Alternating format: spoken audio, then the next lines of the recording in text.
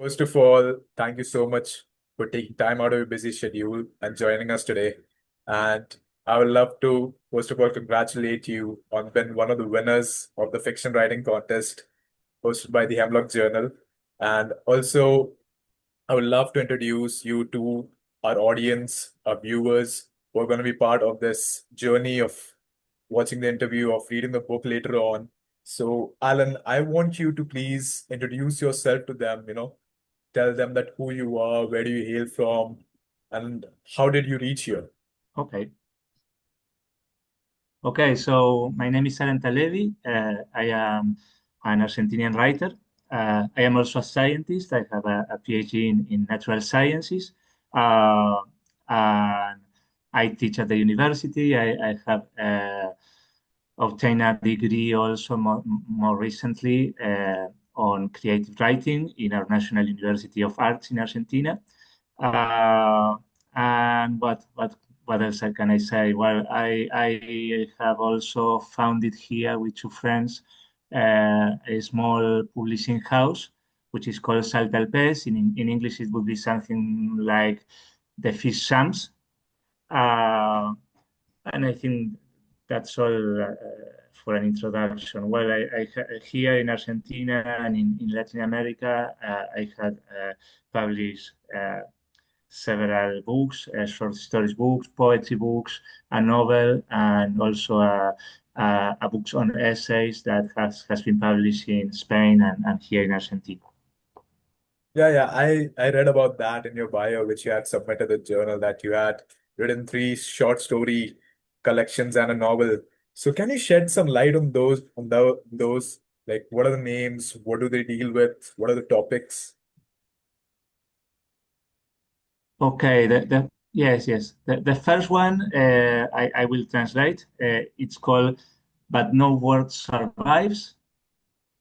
The second is called "Anomaly," and the third short story book is called "My Husband Fell in Love with Anne Hathaway." Okay, that's an interesting thing. So how did you come at the name for the third book? What was the Oh, inspiration there? it's the title of one of the name of one of the short stories included there, and the story it's an absurd story related to that topic. It's a man from Argentina that falls in love with Anne Hathaway, but decided to go and try to seek for Anne Hathaway and declares uh, his love to her, and he has also his wife, who is the narrator of the story, and who kind of to make fun of him goes with him all along to see what Anne Hathaway reaction to him is results. Dude, that's quite an interesting journey, I must say. So how did you stumble upon the Hemlock Journal then? And what? Sorry, That's quite an can interesting you thing to repeat, know. please? Yeah. That's quite an interesting thing to know. But I wanted to ask, how did you stumble upon the Hemlock Journal? Like you have your own publishing house. So how did you stumble upon Oh, the because Hemlock? well, at some point Instagram algorithm kind of deciphered me and started to give me clues on literary journals, and I was kind of curious uh, about in this small publishing house in which I work as editor. I do uh, translation shops occasionally. I have translated from English to Spanish, but I was always curious whether I may be able to translate something written by me in Spanish to a kind of literary speaking competitive material. So I say, okay, I will self-translate. As Spanish is my native language, I do write in Spanish because that's more fluent for me. But then, can I translate that and still have some literary quality? And I decided to try and to self-translate some stories and send it to English journals or to journals in English-speaking countries to see how that developed, and it I think it did good. So I'm very happy about that. Yeah, Yeah, you ended up as one because of now the winners. I can reach a, a larger pool of potential readers. That's nice to know. And how do you feel now, like that you've won the contest, you're one of the winners? So what's the feeling now? I'm very happy. I'm very happy about that. I'm thankful about that also about the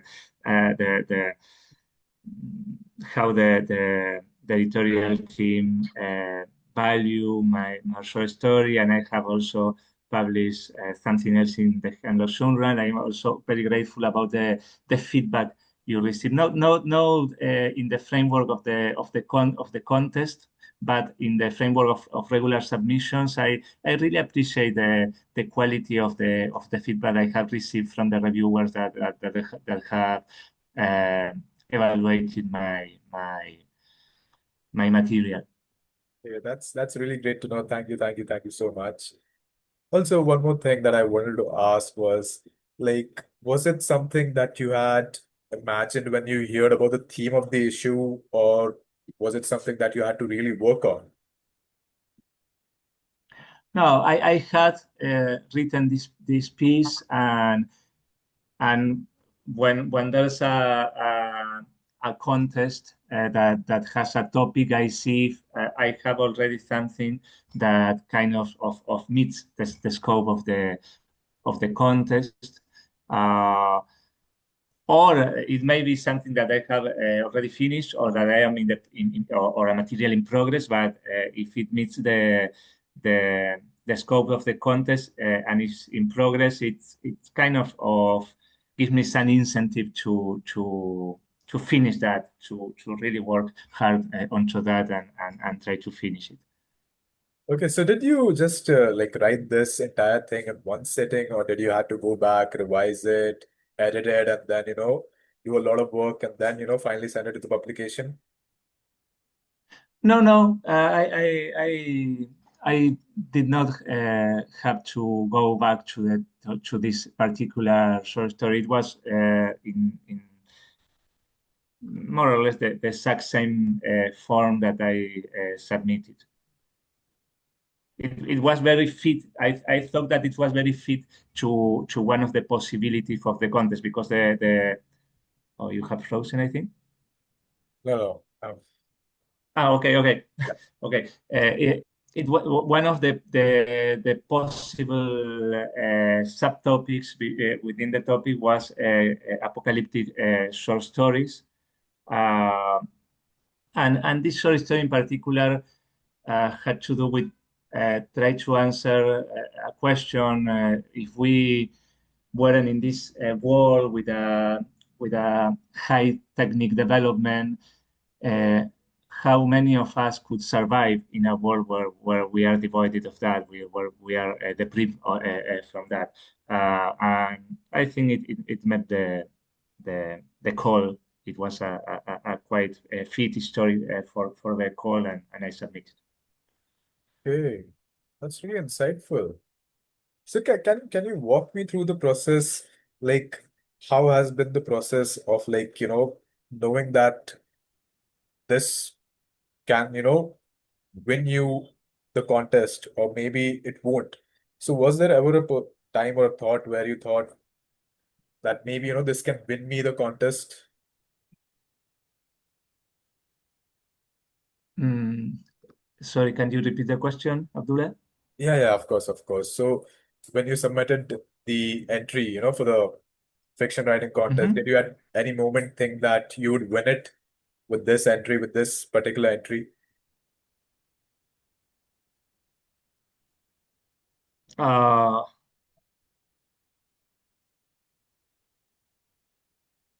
Sorry, I didn't get I didn't get the last part of the Okay. there's some delay in the. Okay, Okay, no, sorry, sorry. I'll just simplify it. Like, did you ever thought that you would win the fiction writing contest with that Oh, particular no, entry? no, no, no at all. No, no at all. No, no, not because, as I said, I'm very insecure about my ability to translate Spanish into English. To translate, usually translators translate uh, anything from another language to their native language because, well, you it's easier. It's easier. It's much more difficult to translate the other way around. So I was very insecure about that, uh, and I also knew that I will be kind of competing with pieces that were written by English speaking authors and from authors from all the world. I have seen that Hemlock gives place to writers all around the world, from all around the world. So I assume that it was going to be a very competitive uh, contest. So I no, I hadn't thought about the possibility of being awarded. Not at all. Maybe of course, when one submits something, uh, one has an expectation.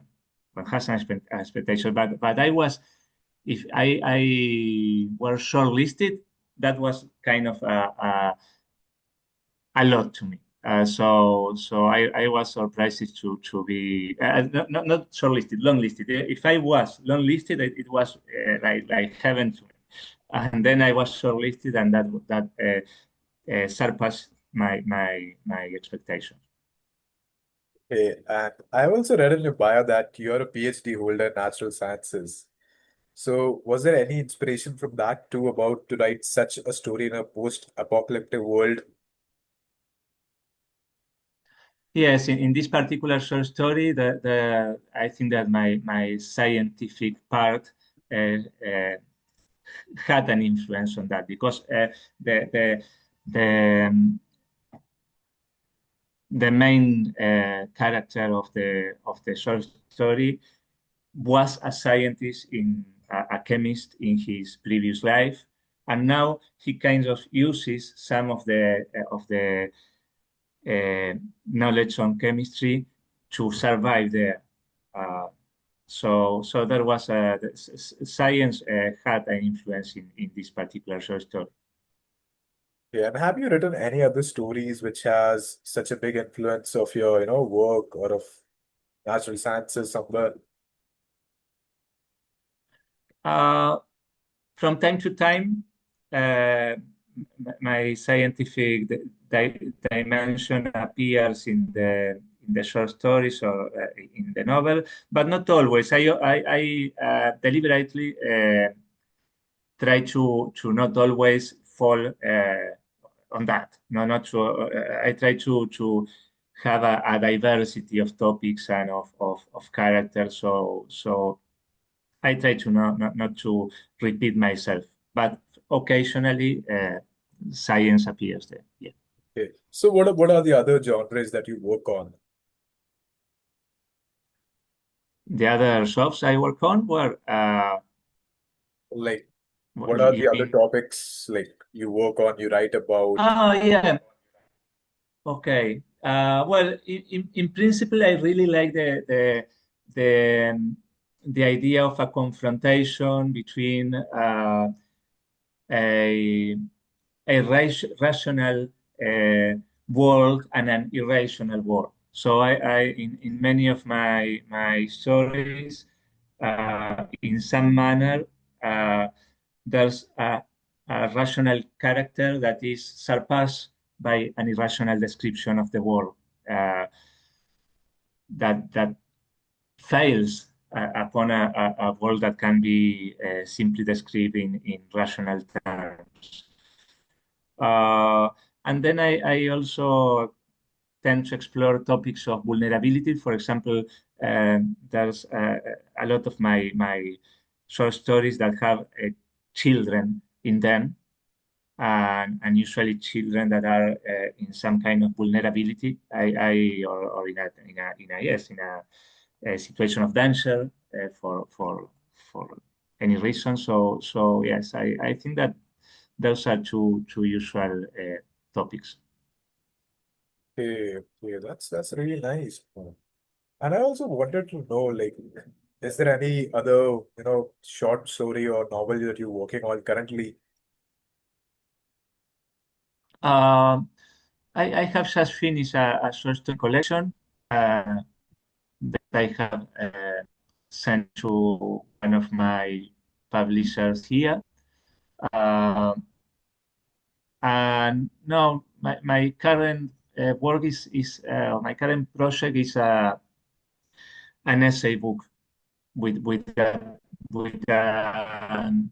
focus on time, or on different description of time and memory. Yeah, but it's I guess it would be a long run project because I have to read a lot. There's a lot of literature, interesting literature on that, so I have to investigate a lot before even start writing actively. Okay, and what according to you is the finest work that you have written till date? The finest what? The finest, the best work that you have ever written. The finest, sorry? The best piece you have ever written, the best work of writing from Mm. your own pen. Out of all your writings, out of all your short stories, which one do you feel is the best one till date?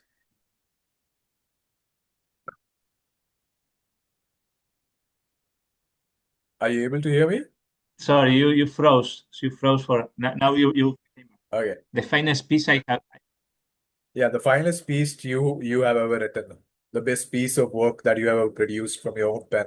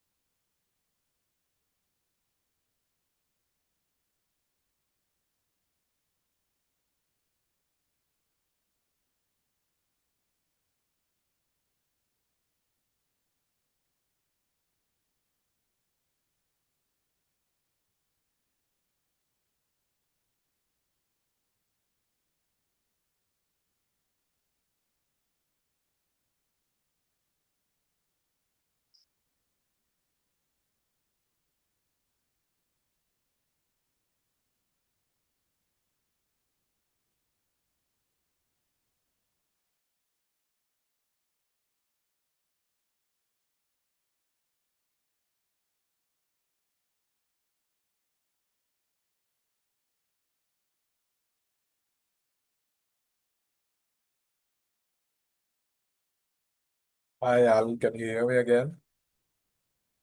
Yes, yes. I changed my connection to another one because it was frozen from time to time. So you were asking me, sorry for that. You were asking me about the finest. I lost the end of Finest work that you have ever written. uh, my own work. You mean of another writer? No, no, of yours, your own work. Uh, Well, I really like my second short story book, which is called Anomaly. And I think that in that book, I kind of achieves an very even level, balanced level across all the short stories there.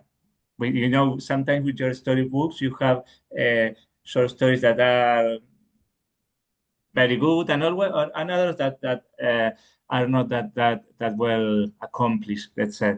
And in that book, I think that they are very well balanced, and I like that.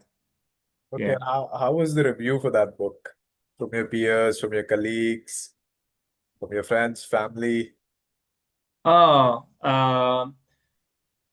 it's from some years back, but I usually my first readers are uh, other writers that I with whom I am friend of or friend with, and they are the first that the first people that read them. I usually do not share before publication my my work with family.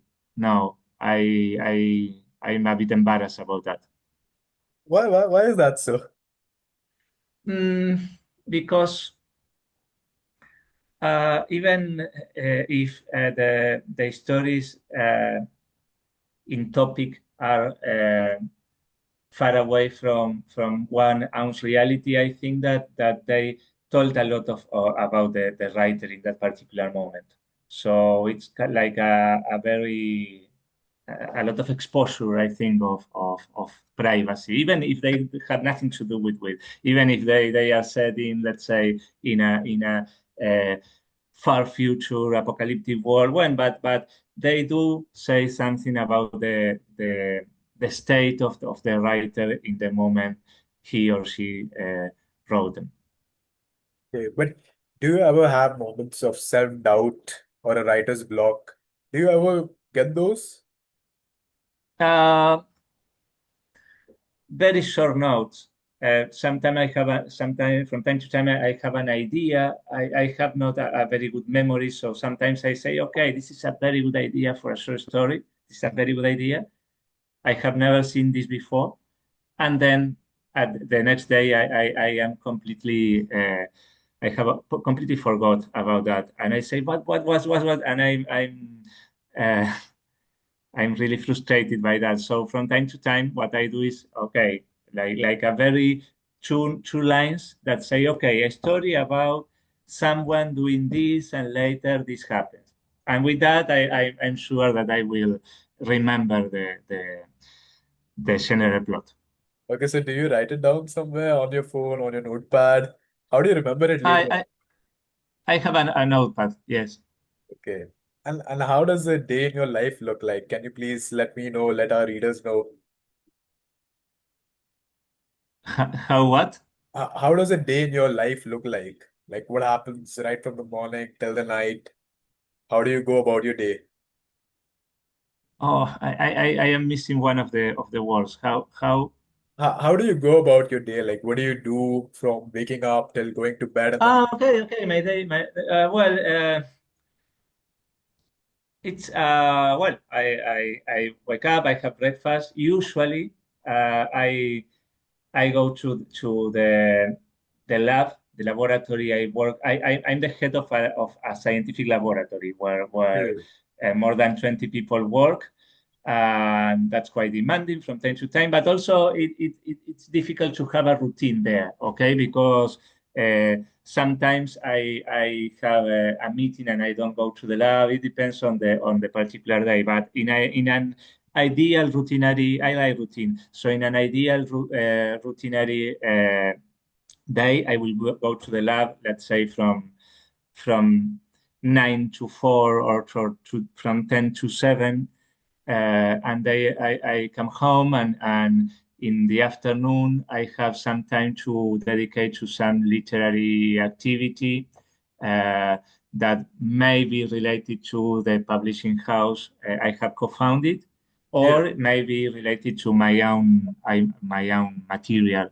Uh, and I also try to read something every day, usually in the evening, uh, or at least to watch a movie or to have like a glimpse of someone else's work, at least so let's say at least read 10 pages of something that has not that is not, because in the publishing house I read a lot of things, okay, but I also like to to read something like let's say an eye reader with no interest with no professional interest on that, okay, just for the pleasure of it. Yeah. And what kind of books do you read in your spare time?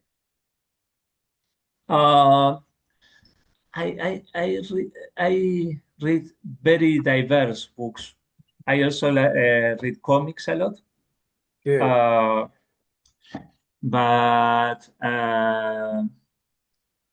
So, for example, in the last days, I have been rereading all comics from that I had read in my childhood, for example. So I go back to that and see them again with adult eyes.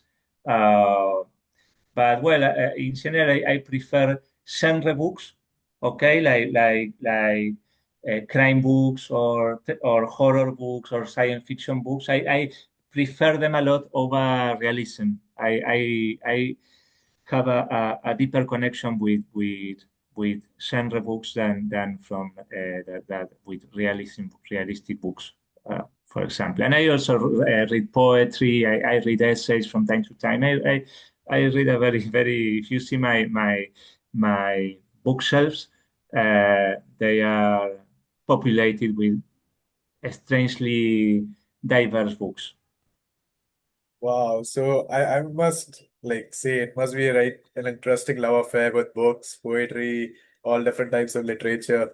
So when did you like start writing? When did you fall in love with this world of writing, reading? When was it?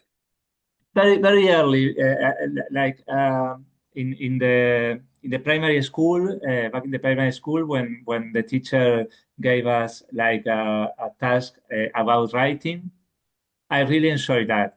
They were my preferred task to take home. And then I remember that, let's say at 8 or 9, I kind of spontaneously wrote a short poem about a vampire. I don't know why, but it came. And then when I was in secondary school, I wrote a novel which was horrible, but what I discovered is that I really enjoyed writing because I enjoyed reading. I knew that, but then it was a long novel, and I really enjoyed the process of writing this long novel that was awful, but I enjoyed the process. And then even sometime later, I was at the university by then. I read in an interview to Botero, the painter and sculptor, uh, who was old by then, and in the interview he said that even then he was already a very famous artist. He woke up early every day and go to work in his atelier. And he said because, and this was like an eureka moment for me, a very important moment. He said, if someone does not dedicate every day to his uh, to his art or to the art, then they have a hobby. They don't have uh, uh, an art thing going on. Okay, Yeah. I can so really understand that. yeah, and from I read that and I say, okay, I really would like to devote, let's say, at least some part of my everyday life to literature. And in that decision, in that internal decision, I kind of decide to try to be as good in writing as I could and to work every day to do that. And it has been a very pleasant trip from that moment to this moment. Okay. That's really lovely to hear. And what advice would you like to give, to writers who are just beginning? What would be your advice to them? There are, first, read a lot and write a lot, but try to balance that because I have seen some writers that get very involved in their writing and start reading less. And I think that you have to read a lot every day, as much as you can to to develop and to improve your writing. And also, I would say that to write something that makes you uncomfortable. I think that's a good advice. Not too uncomfortable in terms of moral terms of aesthetic terms that like I feel that I have something in my hands when I writing. If I imagine myself reading out aloud with an audience, I would feel a bit, at least a bit uncomfortable about that. I think that's important. Good. That's really amazing to hear. Like that's the first time I've, heard someone say that. And I also loved, the thing you said about your eureka moment. So I wanted to Uh, know, yeah, yeah, please go on. You're no, saying, no, tell me, please go on. no, I just wanted to know what is that one book which, turned your life, one book, one novel or something that you read, other than the eureka moment you just mentioned. Oh, hmm. It's difficult. It's difficult to choose one. Maybe uh, in these last years, I became fan of a Peruvian writer, Mario Montalvetti. He mostly writes essays and poems. And in what I discovered reading him is that when you say something, it has to be kind of important. And I'm not sure I can ever accomplish that. But the idea is that if you say a word, uh, make it a word that has some meaning, that has some impact, that has something new to tell. So it's a very high bar to meet, but it has kind of deviated my production to try to say something that nobody else has said, which is difficult and maybe impossible, but to have that in mind too. Well, why someone would like to read my what I have written? Why? There's so many things to read out there. So why you have to try to put something special in what you are writing to make it worth it for someone to uh, invest their lifetime in reading you. This is A a significant moment. very yes because Bolaños Roberto Bolaños said that writing is an exercise of humility, of how humble you are. It teaches you to be humble in some manner, and I think that eventually it does because you have to think about this. There's a lot of very good writers out there, so bring something special into what you are writing so that you compensate what even if you have one reader, what the time, the lifetime they invest. Now nobody can invest anything more important than time. This is Yes, some time is absolutely. something you can buy. So if someone is dedicating what you have written a part of your life, it has to make it worth it. Now that's some words of wisdom, and that truly shows in your words and in your writing. It's an honor to be here, honestly. I'm No, no, really it doesn't matter. thankful to you, because it's a moment, where even I'm gaining something from you, all your knowledge, all the things that you do in your life. So I'm getting educated here, so I'm really thankful to you about that. So No, no. before we depart, do you want to say anything to our readers, our viewers? Anything you'd love to share? Uh, First, I would like to really thank the Hemlock Journal about what you are doing. It's really I think that in the same in the same line of the last answer, I would say that uh, you are uh, developing a project that really has the an impact on those who have the are lucky enough to be parts in some way of the hemlock. Really, you are developing something that has a life-changing potential. No, because for a writer to have their first thing published is a very significant moment. Also, sometimes. Writers do not tolerate well rejection, and so when they are finally they get a space somewhere, it's a very important thing, and you are kind of promoting that emerging writers all over the world have a place to share what they write, and I really admire that, and think, and I so well, first I want to think about that. And for the audience, I would say support this kind of initiatives. Support by reading, by sharing, by improving or enhancing the circulation of this kind of project. Because this is a difficult world.